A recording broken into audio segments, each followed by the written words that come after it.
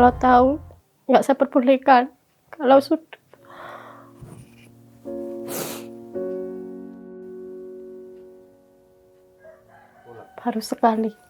baru sekali ke Kanjuran sama anak. Dia nggak pernah kalau nonton kadang-kadang sama teman-temannya di kampung di pos gitu loh, pos ronda, lihat di situ di rumah, nggak pernah dia. Ya terakhir itu ya waktu tanggal 1. Jadi rencananya itu kan niatnya nobar, terus habis itu udah sampai di sana bapak dikasih tiket gratis itu ya, langsung ke depan nobar. Saya kira kan kondusif aja, nggak ada apa-apa pertama-tama itu. Terus habis itu saya langsung ke parkiran. Di parkiran saya tunggu selama 1 jam, kok bapak gak datang. Terus habis itu kalau ada info kalau ada penembakan gas air mata itu.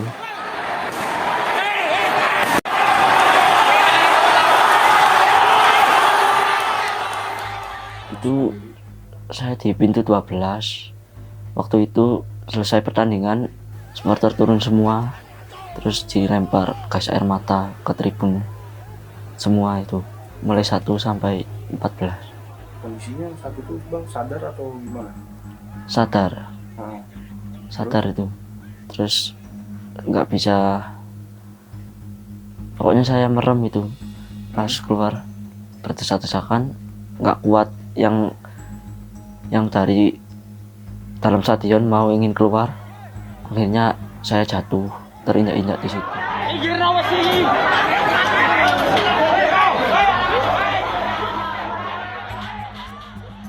Waktu itu kita tuh ada di pintu 13.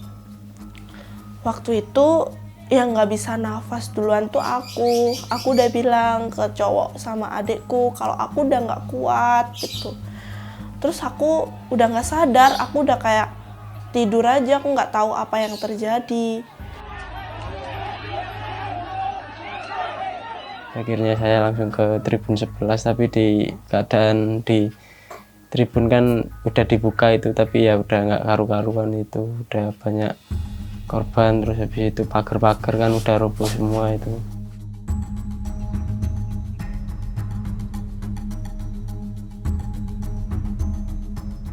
Nah, pas aku jatuh ke lantai itu aku udah diinjek-injek puluhan manusia. Aku udah pasrah. Terus dari kaki, selah kaki-kaki tuh aku lihat kalau cowokku tuh udah pokoknya udah kayak nggak gerak gitu. Di situ aku udah pasrah, aku diinjek-injek orang banyak banget, aku pasrah, aku kira aku mati di situ. Terus ya udah, aku udah nggak minta pertolongan, aku nggak apa-apa. Terus tiba-tiba pas aku bangun, aku tuh kan aku tadi udah bilang kalau di sampingnya tuh nggak ada apa-apa.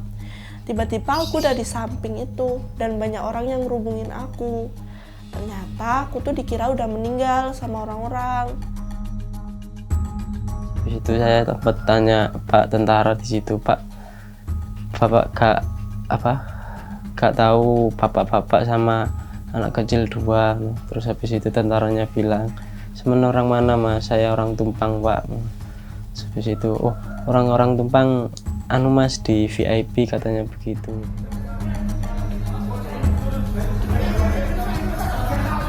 Pertandingan biasa, selesai pertandingan kita sudah masuk ruang ganti, kita nggak tahu apa yang terjadi di dalam lapangan setelah kita masuk di ruang ganti. Iya, ada yang masuk ke situ untuk minta bantu sama tim medis, ada sekitar berapa orang ya, karena di situ kan masuk dan keluar itu banyak, lebih dari 20. Di situ saya langsung ke VIP, terus ketemu sama teman-teman Korwil gitu. Terus saya sempat tanya, "Mas, seman gak tahu bapak adik sama Pasha Mas?" ngono. Terus bilang gini, "Bapak Seman siapa namanya?" "Arifin Mas, sama adikku Rifki," ngono. Terus habis itu Mas yang Korwil Tumpang itu bilang gini, Seman tenang sih."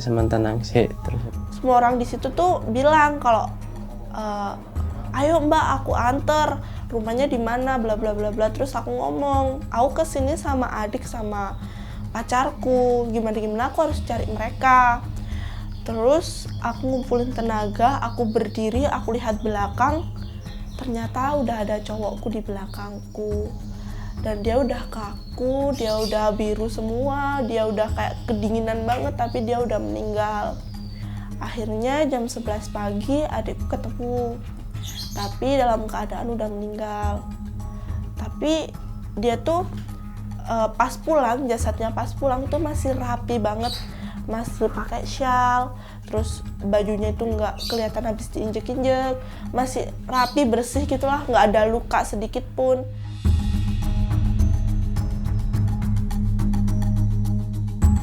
Terus habis itu Lek itu bilang gini, wis Le sampean mangsulo ae ngono.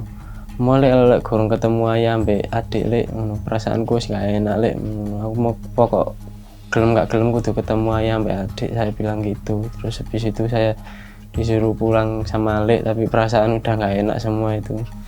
Terus sudah sampai sini, kok di sini kok rame, nggak tahunya kalau baru dikabarin kalau bapak udah nggak ada itu, Bos. Percaya nggak percaya saya sampai shock, ya Allah. Berangkatnya kan sehat, pulang-pulangnya tinggal nama. Saya menyesalkan terjadinya tragedi ini dan saya berharap ini adalah tragedi terakhir sepak bola di tanah air.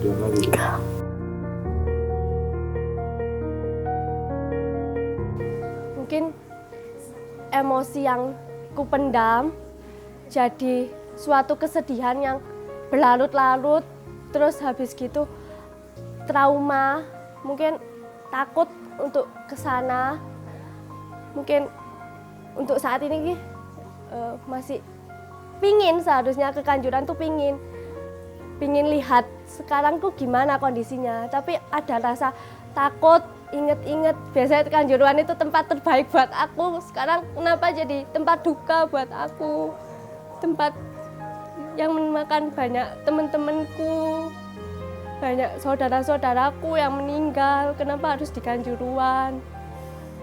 Kok setiap jalan harus ada usut tuntas, setiap jalan Kanjuruhan disaster.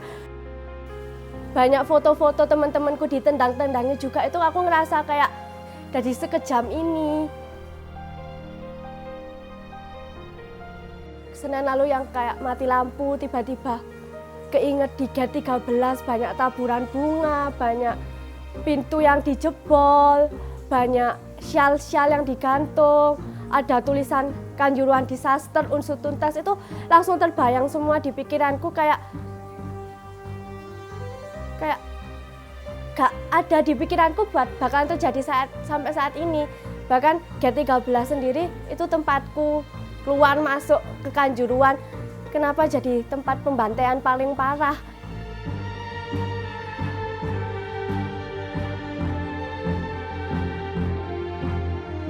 Yang saat berdesak-desakan di ruang sempit gitu, banyak yang minta tolong, anak kecil, ibu-ibu, itu yang sangat saya trauma di situ. Itu sudah berapa kali tuh bolak-balik ke rumah sakit? 4 kali. 4 kali, tapi yang dirasakan matanya masih merah atau ada yang... Iya, merah sama perih. Oh. Sama penglihatan agak kabur sedikit. Tapi emang yang Iqbal alami saat kejadian itu apa yang Iqbal alami? Sesak nafas. Terus mata perih. Lagi ngelamun. Tiba-tiba kepikiran ya kejadian di Kanjuruhan itu.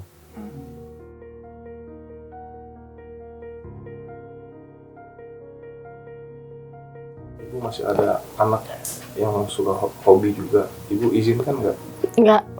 untuk nonton lagi ke stadion? Nggak akan diizinkan ke stadion lagi, Bu? Enggak. Sampai sekarang saya nggak berani lihat televisi, apalagi HP.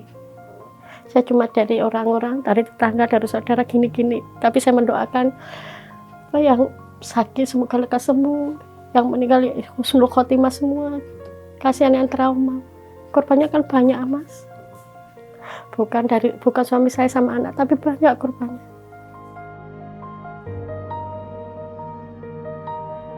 gak ada di pikiranku buat bakalan terjadi sampai saat ini. Mungkin masih butuh waktu buat balik lagi ke sana, sehingga mungkin saat ini sih belum bisa. Padahal itu dalam hati tuh aku pingin ikut tabur bunga, ikut nyalain lilin, tapi ada takut yang selalu menghantui gitu.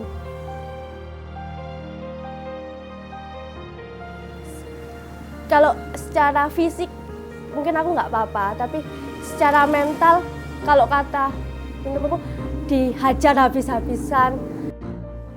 Kalau teringat sepak bola, inget temenku yang nggak ada, inget dulu-dulunya itu aku pernah seneng-seneng sama teman-temanku di situ gitu loh. Jadi inget taburan bunga, tiba-tiba baunya bunganya orang meninggal itu kan punya bau tersendiri. Tiba-tiba kayak nyium bau itu, inget kuburan. Saya terakhir ke stadion itu 7 hari doa bersama di sana. Dan di situ nggak kuat saya. Saya berdoa di gate 13 dan di situ saya muntah-muntah. Enggak, saya enggak kuat.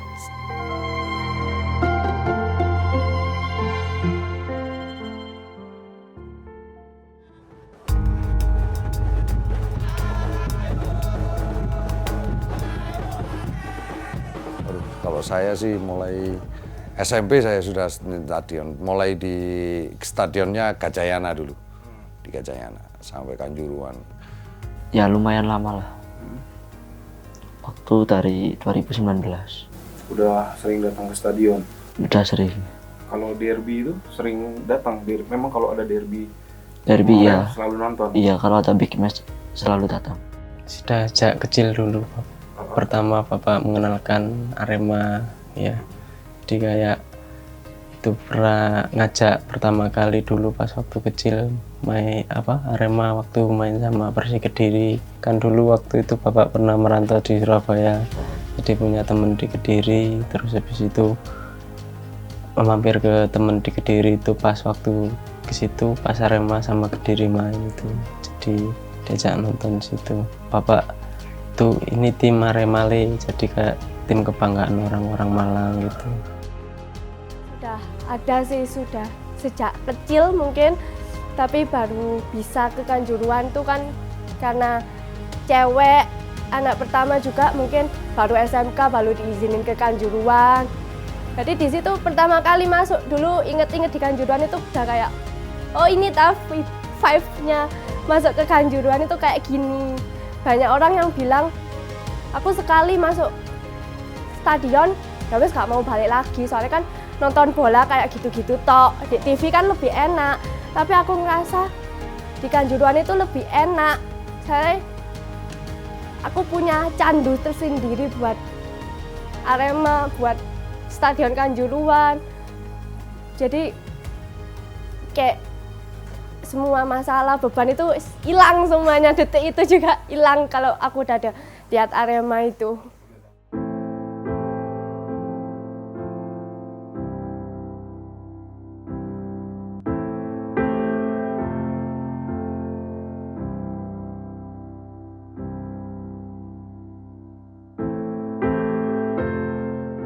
Ya saya cuma hobi bola, bermain bola sama nonton bola.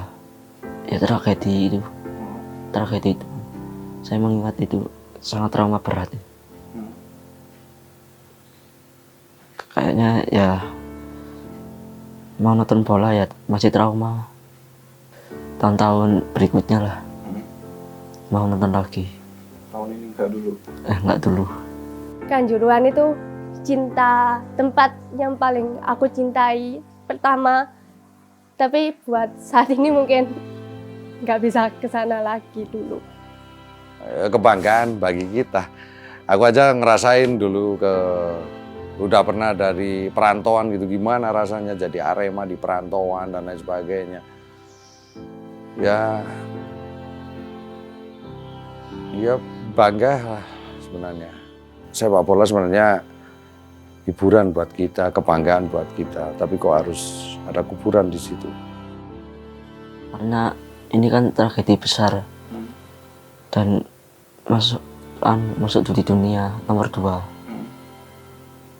Saya takutnya nanti di Malang Arema tidak bisa bermain lagi. Iqbal takut gitu. Iya. Kenapa? Ya kan hobi orang kan banyak yang suka bola di Malang. Dan itu sebagai hiburan ya kalau di sini. Iya, sebagai hiburan. Gitu. Orang aku ke Puskesmas atau ke apa yang keramaian aja aku beberapa kemarin-kemarin tuh masih takut, apalagi nonton bola kayak enggak dulu dan nggak akan seumur hidup. Karena saya tahu pasti kan mungkin nggak akan sembuh, tapi paling nggak mereka akan terhibur lagi kalau saudara mulai berita lagi soal Arema, latihan atau siap pertandingan atau saya tahu di Arema itu kan banyak orang kan hidup untuk Arema sebenarnya.